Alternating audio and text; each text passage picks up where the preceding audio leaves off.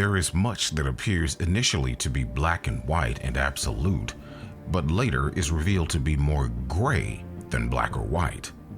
Bob Lazar. In the middle of the barren Nevada desert, there's a dusty, unmarked road that leads to the front gate of Area 51. It's protected by little more than a chain link fence, a boom gate, and intimidating trespassing signs. One would think that America's much mythicized top-secret military base would be under closer guard, but make no mistake, they are watching. Beyond the gate, cameras see every angle. On the distant hilltop, there's a white pickup truck with a tinted windshield peering down on everything below. Locals say the base knows every desert tortoise and jackrabbit that hops the fence. Others claim there are embedded sensors in the approaching road.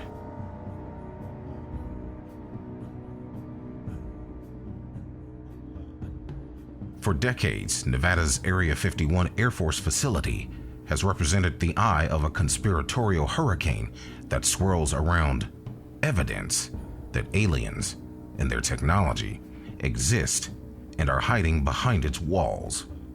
Books, TV shows, and even massive online raids have tried to glimpse beyond its stark signs warning against trespassers. Area 51 was created during the Cold War between the US and the Soviet Union as a testing and development facility for aircraft, including the U-2 and SR-71 Blackbird reconnaissance planes.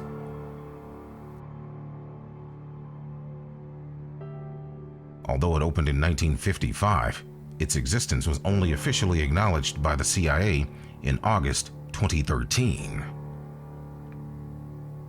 4 months after the CIA's disclosure, President Obama became the first US president to mention Area 51 publicly. The secret base remained under a veil of secrecy until one day, a man went public with an incredible story. Robert Scott Lazar is a cult figure in UFOlogy. The popular Bob was once the most mystical figure in America in the eyes of many followers of the UFO phenomenon, military analysts, and research newspapers.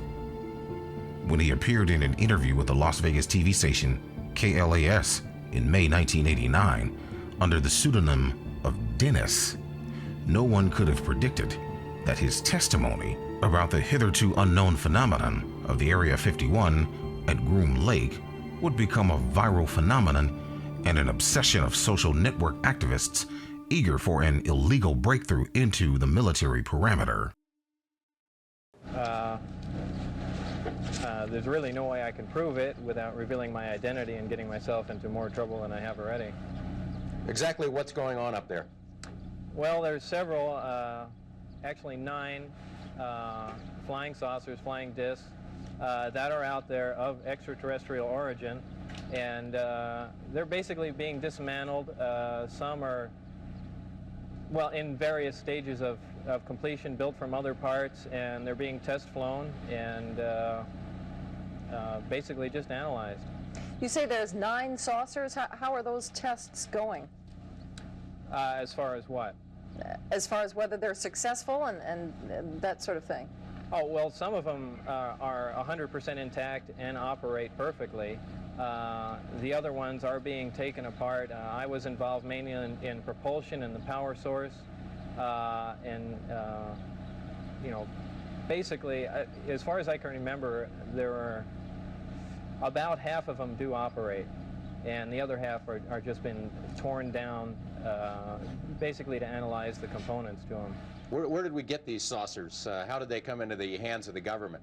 I haven't the slightest idea, and you have to understand the information is very compartmentalized. The interview had been set up at the last minute. Dennis, whose real name is Bob Lazar, met our news unit in front of the home of John Lear, put on a microphone, then sent shockwaves through UFO circles. Lazar recalls what was going through his mind at the time. It was a very frightening moment.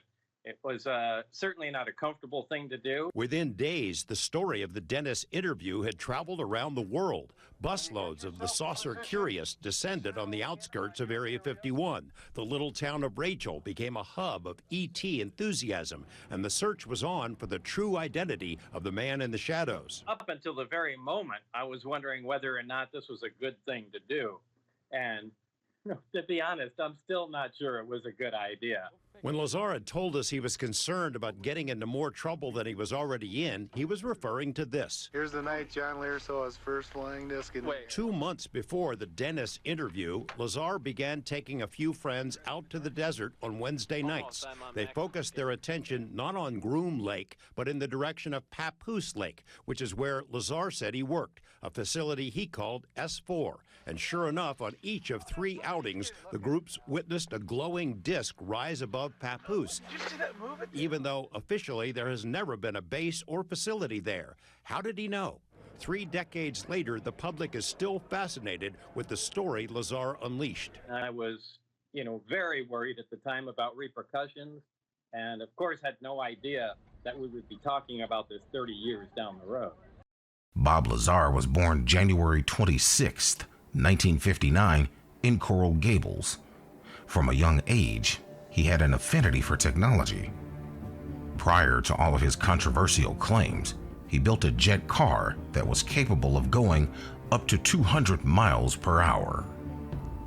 Clearly an innovative mind, Lazar claimed to have worked as a physicist at Los Alamos National Laboratory in his 20s, where he helped to work on a particle accelerator. From there, he was supposedly recruited to a secretive government base known as S4 near Area 51 via a third-party company. This is where the controversy begins.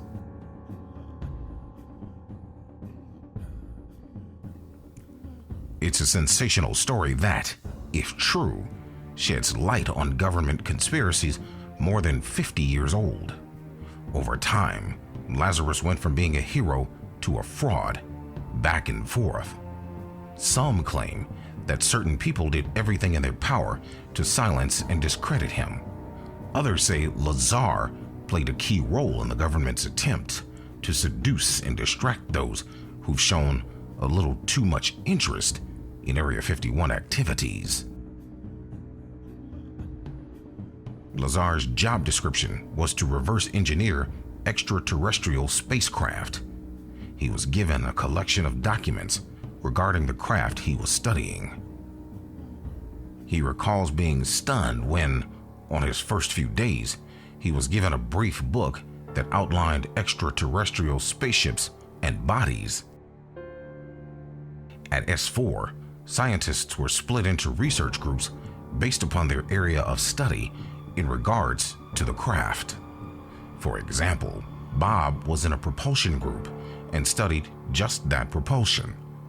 Other researchers studied flight controls or navigation or lift or any other matter of technologies. Essentially, he claimed that these spaceships used 3 anti-gravity cylinders underneath the ship that could swivel in 180 degrees or 360-degree patterns, depending on the direction. These cylinders supposedly acted as gravity amplifiers. At the top of the ship, Lazar recalls a reactor on the top of the ship flanked by 3 gravity emitters. When the spaceship is powered on, an anti-gravity wave is formed via the reactor, amplified, and then emitted from the bottom of the ship. The rotation of the cylinders on the bottom then allows the ship to move in any direction. What makes Bob Lazar compelling in some ways is that he's different from other conspiracy theorists who come up with outlandish claims. He openly admits that he did not have access to every part of the ship and only knows what he does because he was reverse engineering the propulsion. When trying to legitimize the claims made by Bob Lazar, a few things stand out. First, prior to Bob Lazar going public with information about Area 51 the public had no knowledge of, the secret testing that occurred at the base. It was his claims that brought it the attention that it receives today. Remarkably, it's been disclosed that secret projects have been tested at the base and have led to aircraft like the stealth bomber.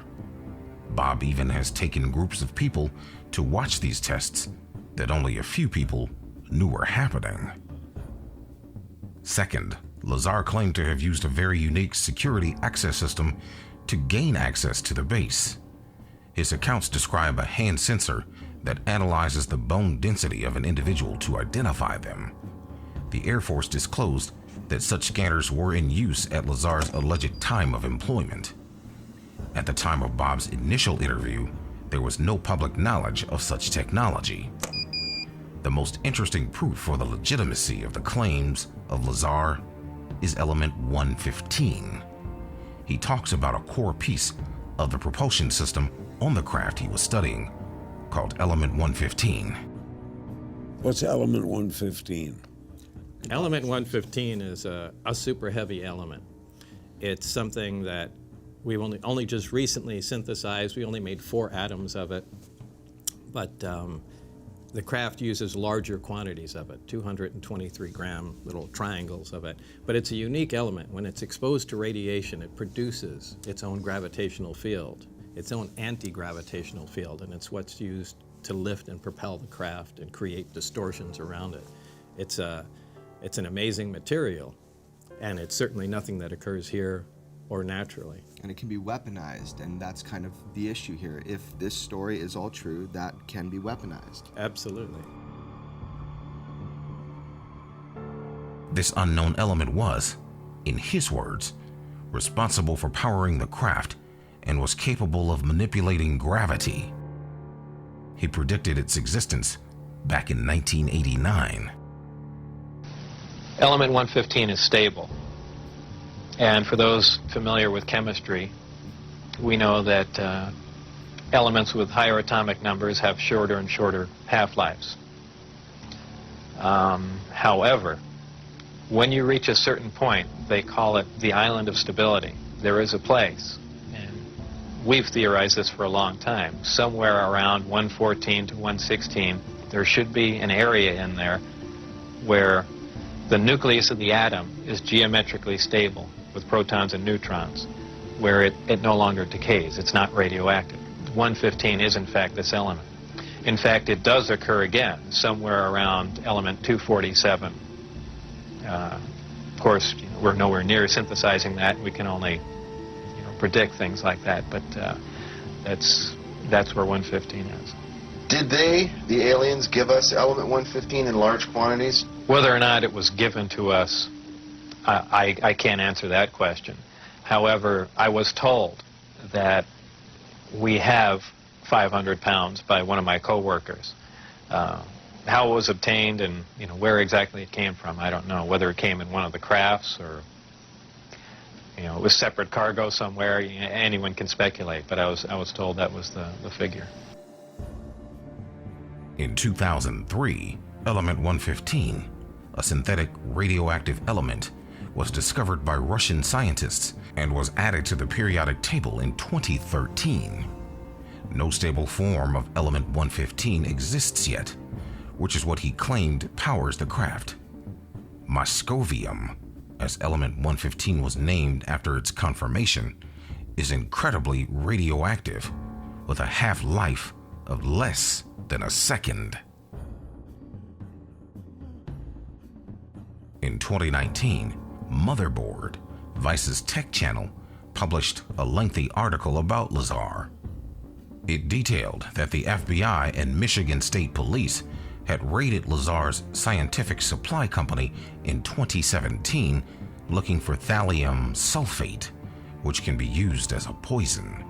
However, true believers think he was raided because they were looking for element 115. Reporter Tim McMillan asked Lazar directly whether he had a piece of the element 115. If I had some, would I reveal it to confirm my accounts? Absolutely not, said Lazar. In his 1989 interview, Bob Lazar talks about a propulsion system based on gravity an antimatter reactor as a propellant, and stratification, and the information and truths he brought to light shocked the general public, as much as the dangerous accusations of espionage and crime against the scientific community and the American public, which turned the young 30-year-old science into a ridicule, a conspiracy theorist, and a foreign agent overnight. Checking out Lazar's credentials proved to be a difficult task. He says he earned degrees in physics and electronics, but the schools we contacted say they've never heard of him. He also said he worked as a physicist at Los Alamos National Lab, where he experimented with one of the world's largest particle beam accelerators, a half-mile-long behemoth capable of generating 700 million volts. Los Alamos officials told us they had no records of a Robert Lazar ever working there.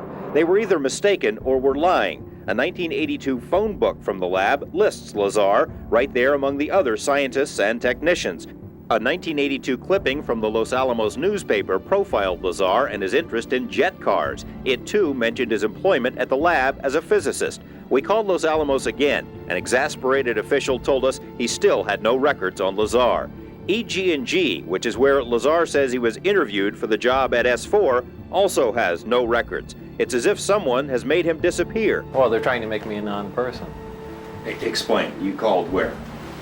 Well, the schools that I went to, the hospital that I was born at, past job, and essentially nothing comes up with my name in it. He smiles, but out of futility, knowing the whole thing must sound ridiculous.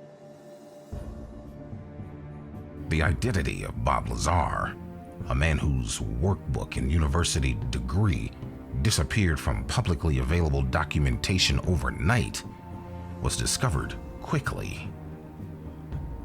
The only person who trusted him and thus persevered in providing the truth was the investigative journalist George Knapp.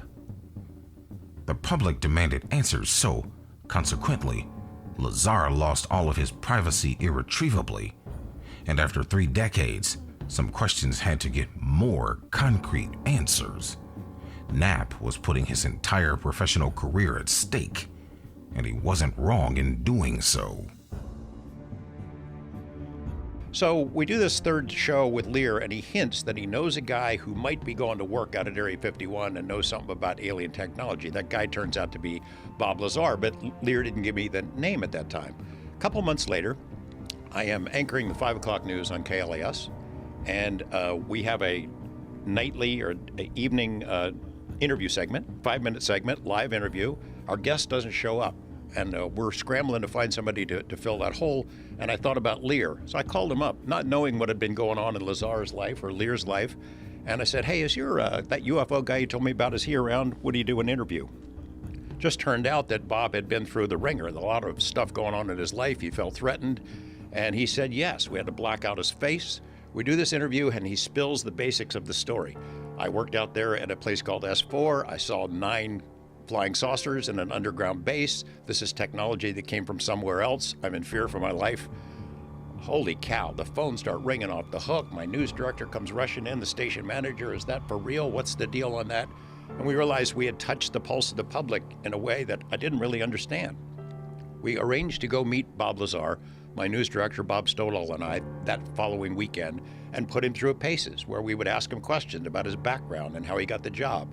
And we spent a couple hours with him, and we walked out of that meeting thinking, holy shit, what if this is true?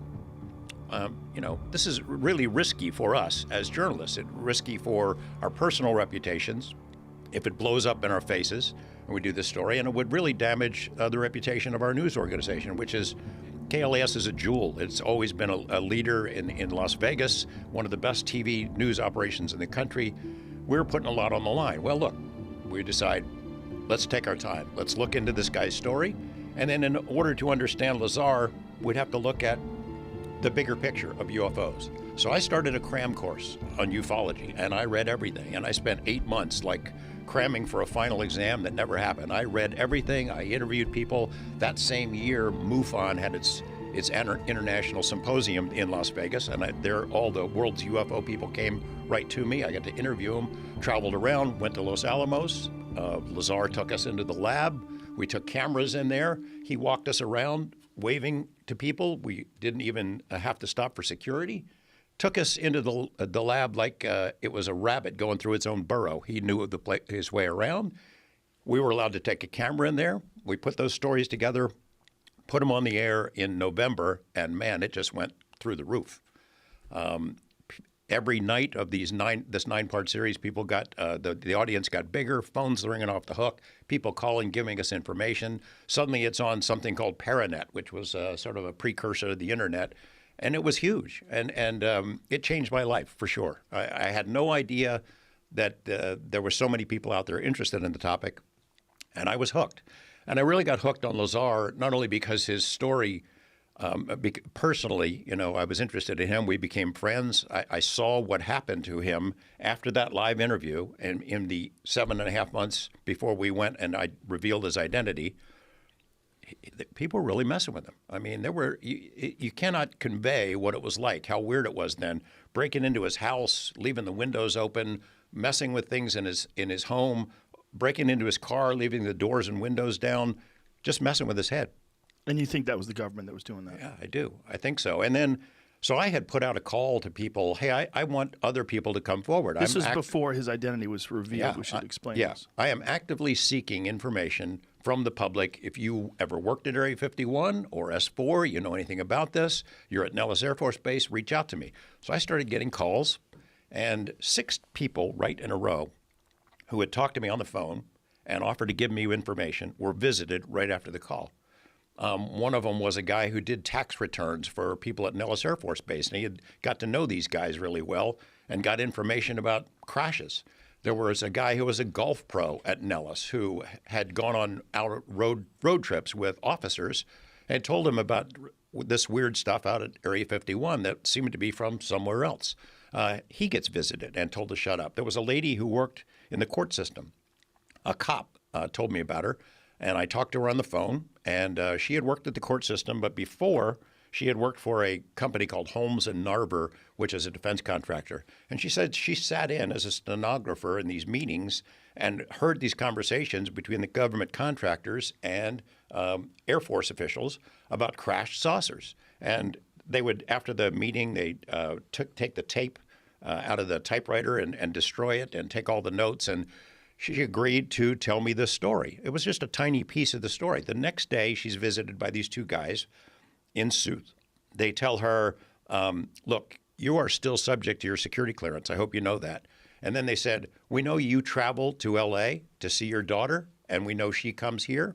It's a big desert out there. It'd be terrible if something happened to either one of you. This lady is scared shitless. She didn't make that stuff up. So 6 people who had offered to give me information on the phone, one right after another, get visited. And it made me mad. It also made me mad that dealing with, trying to fill in pieces of Bob Lazar's life. Now, I know there's some gaping holes. I know it better than anybody. I've had to deal with it for 31 years. But I always thought if he worked at Los Alamos in classified projects in a scientific or technical capacity, then it would make sense that he could get hired into a program like S4 as somebody who thinks outside the box. Despite personal shortcomings or whatever, they might bring somebody like him in to help them crack a problem that they hadn't been able to resolve themselves. So I focused on Los Alamos. I knew he had been there. I talked to people who remembered him from being there, but the lab kept telling me, no record of him. He's never here. And then I showed him, well, look, I've got the Los Alamos newspaper. It's a small town paper.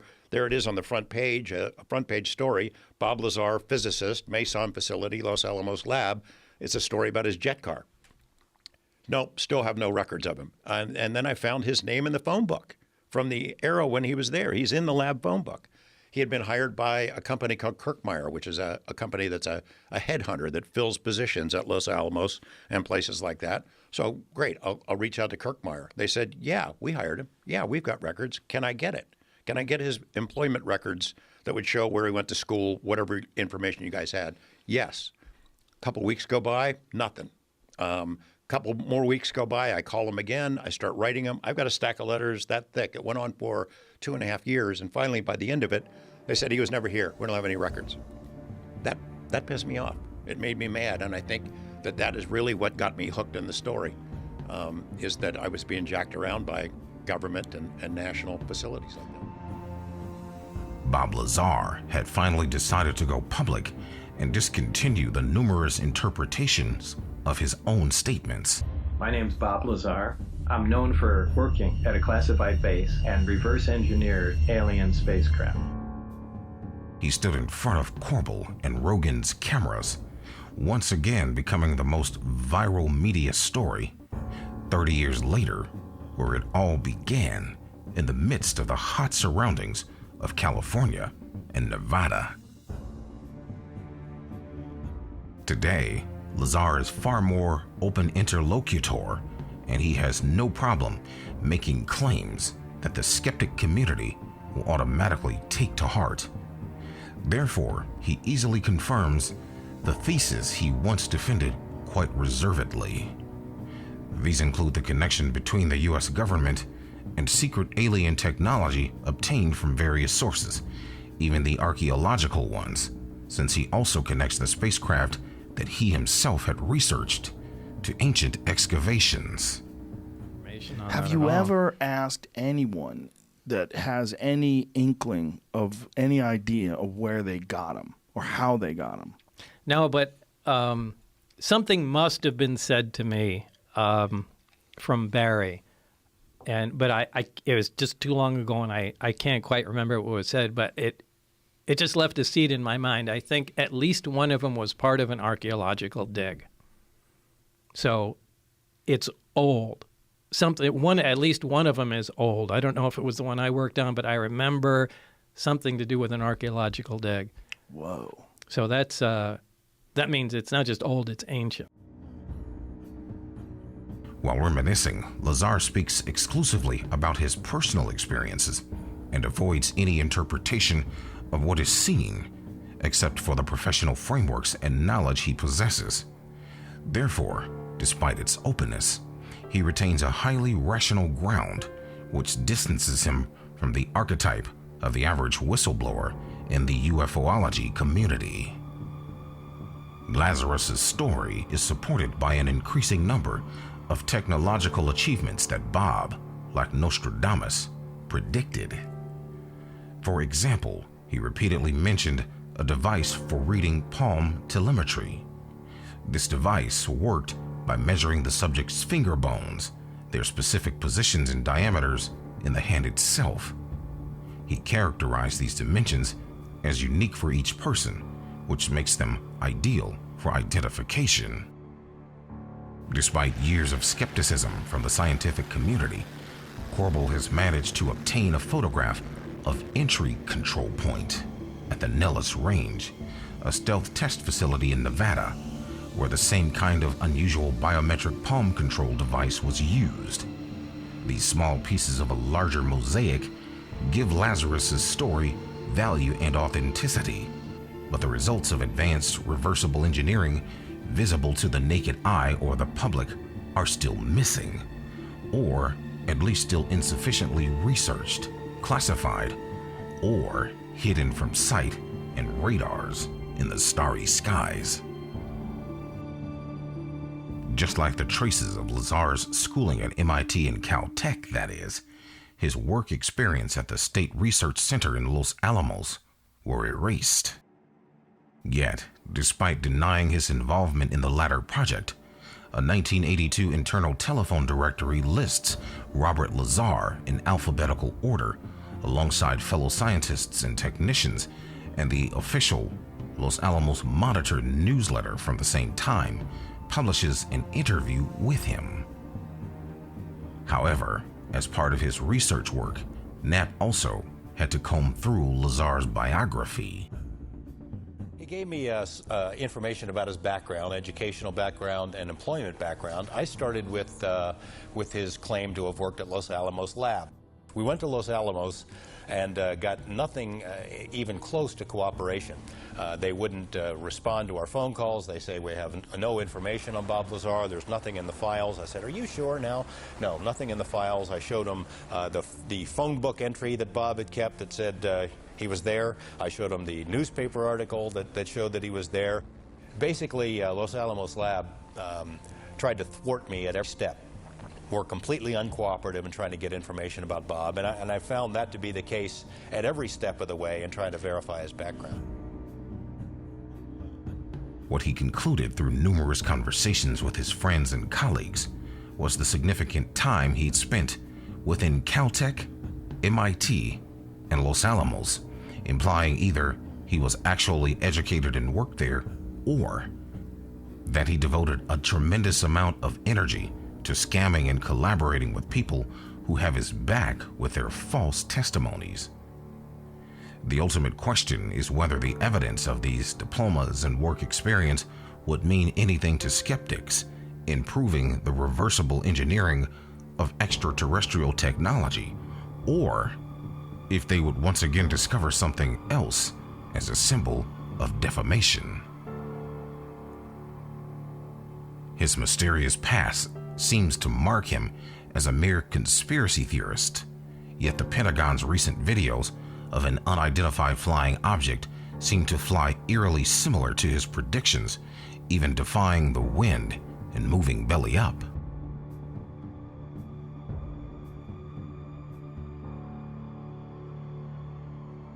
When I was brought in by bus, and for the first time, one of the hangar doors, the one on the end, was open.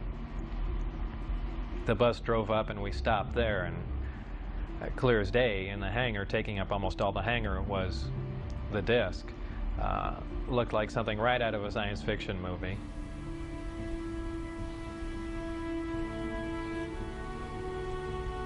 And as I walked in there, I thought, well, this is the new advanced aircraft we've been working on, and this is why people keep seeing flying saucers, because it's ours and we've just been testing it, probably for all these years. And what color and size was it? It was a dull stainless steel, pewter gray, very unimpressive color-wise. About 52.8 feet in diameter and about 16 feet high. So was it actually a recovered craft that you were working on, or was it one that scientists had built as a mock-up of a recovered craft?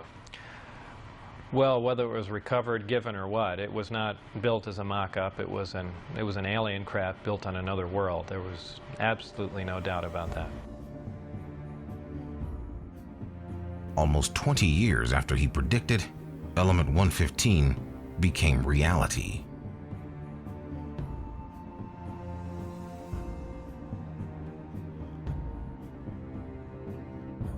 Granted, it isn't stabilized, but it still exists. He also predicted a hand scatter used at S4 that measured bone density to ensure you were really you. That also was apparently invented in the last few years. The very essence of his public appearance is actually just providing information, not convincing the general public or the scientific community of the truth of the claims themselves. The man who is easy to call a fraud and far more daring to label him a whistleblower still excites the public with almost every sentence he utters during his appearances. Each of his claims is reviewed, each drawing analyzed, and each interview rewound and compared. And those who have known him longest trust him the most.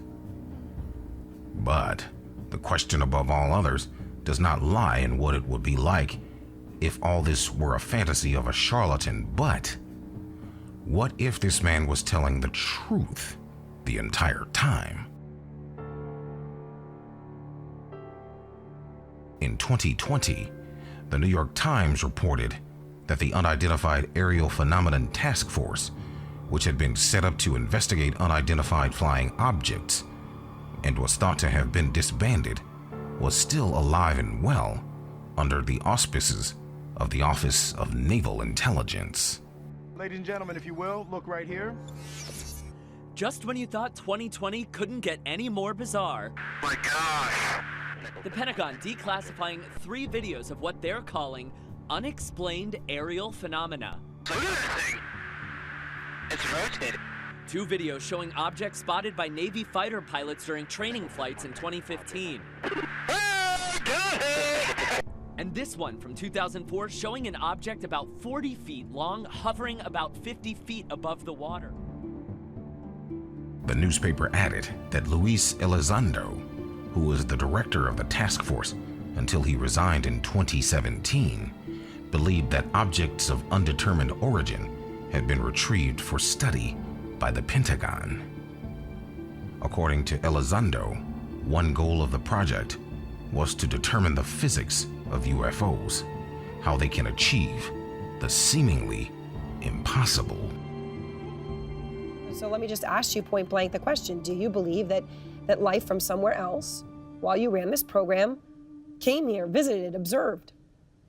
I will tell you unequivocally that through the observation, scientific methodologies that were applied to look at this phenomena, that these aircraft, we'll call them aircraft, are displaying characteristics that are not currently within the U.S. inventory nor in any foreign inventory that we are aware of. So I know you're being clear, but I mean, the answer is yes. I can't speak on behalf of the government. Obviously, I'm not in the U.S. government anymore. My personal belief is that there is very compelling evidence that we may not be alone, whatever that means. The military came to believe the craft relied on special metamaterials, stuff that can't be made with known technology. Lazar made similar claims decades ago and was ridiculed. Now, the Pentagon is on the same page.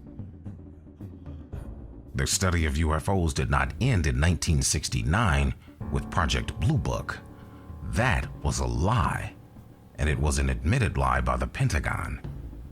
We're living in a world where it is understood that there are craft technologically advanced from an unknown origin that are performing maneuvers that far exceed human technology. It's been going on a long time, and the government has been studying it.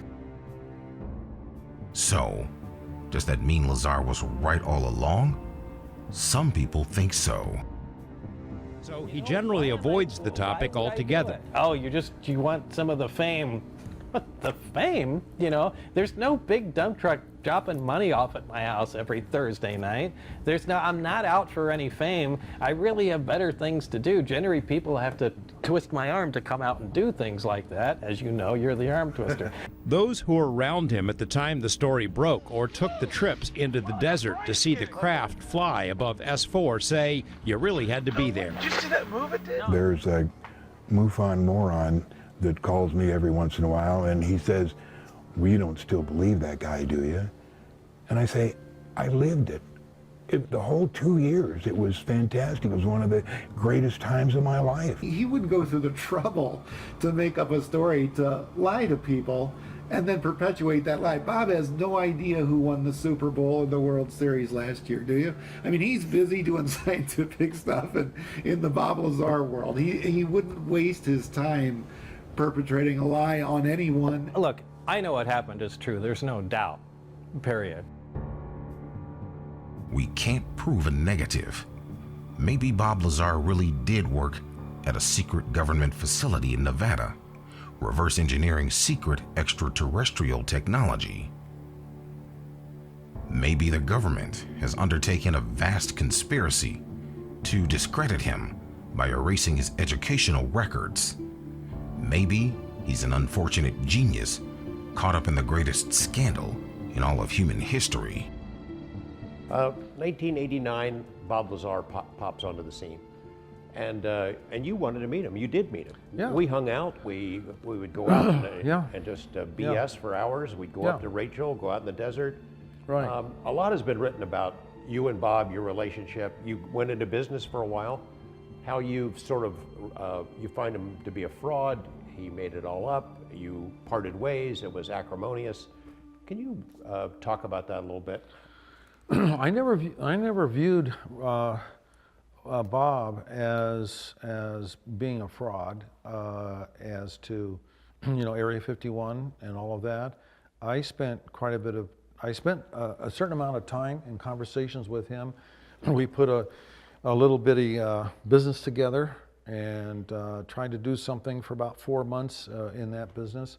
And so I had opportunities to test him, like you would, like anybody would, you know, and see if he repeated the same thing and stuck to his stories and or what kinds of things could I find that were not legitimate. And I didn't find much. I wouldn't say it was zero, but I didn't find much that I could say, oh no, this guy is absolutely off, you know, in what he's telling me is the truth. And so I wouldn't say that he had not experienced a lot of the things he claims that he has. You think he did? I think the odds, I would look at it in terms of odds. This is Las Vegas, right? Yeah. So I would say the odds are Bob Lazar has, for the most part on everything he has said, it has been telling the truth. Those are the odds. And I would say if you're betting against that, you're betting against substantial odds, and that the chances are you're going to lose. If you think that he's been lying, the chances are you're going to lose. One of the tests you did was to see if he was motivated by money, and what you've told me is that you didn't think he was. I tempted him. In different ways. I can remember in a conversation that we had, and he probably isn't even aware that I did that. But I offered him money. I forget the circumstances now, but it didn't tempt him at all. And so I thought, well, either he's awful goddamn peculiar, you know, or there's something legitimate going on here.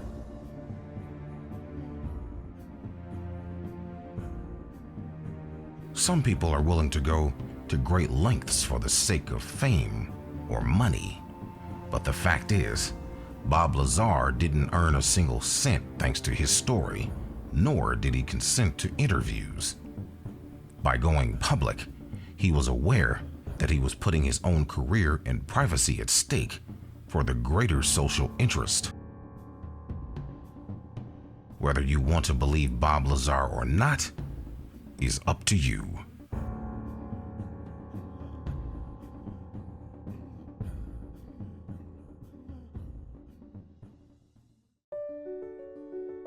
Thank you for watching, and hit the like button if you enjoyed this video. We really hope you subscribe, and if you'd like to be notified of future releases, just hit the bell button. Leave a comment. Let us know what your thoughts are on all of this and what topics you'd like to explore in our future videos.